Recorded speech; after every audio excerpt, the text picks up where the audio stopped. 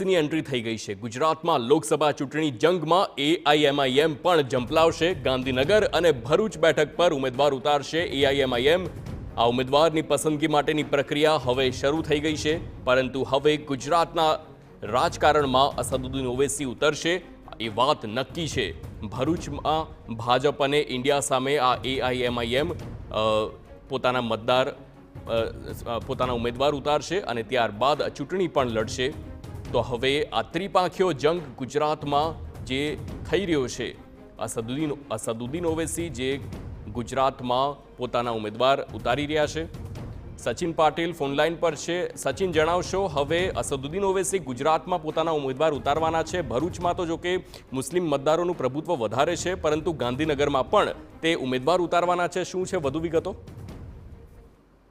એઆઈએમઆઈએમની entry થઈ છે ગુજરાતમાં લોકસભાની ચૂંટણીમાં।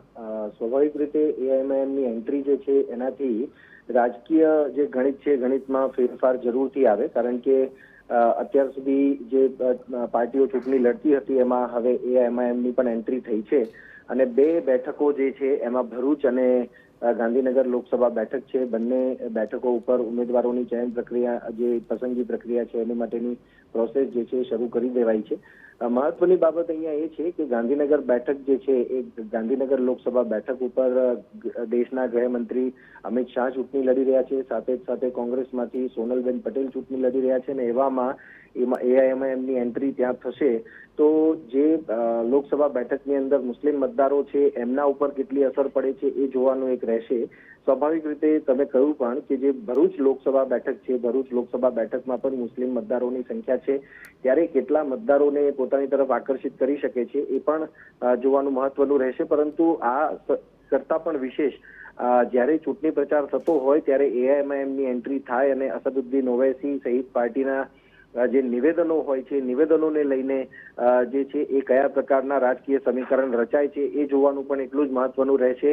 અને આ જે લોકસભા બેઠકો છે, બેઠકો સિવાય જે ગુજરાતની અન્ય લોકસભા બેઠકો છે જ્યાં મુસ્લિમ મતદારો છે, તો એના ઉપર પણ શું આની અસર પડે છે કે કેમ એ જોવાનું મહત્વપૂર્ણ રહેશે। ત્યારે એઆઈએમઆઈએમની જે એન્ટ્રી ગુજરાતની લોકસભા ચૂંટણીમાં અત્યારે થઈ છે અને થઈ રહી છે, એમાં ઉમેદવારોની ચયન પ્રક્રિયા તો થશે ત્યારે થશે, પરંતુ આ એક સમાચાર ગુજરાતના રાજકારણ માટે છે અને સ્વાભાવિક રીતે આનાથી રાજકીય સમીકરણમાં એક પરિવર્તન કે ફેરબદલ જરૂરથી આવશે।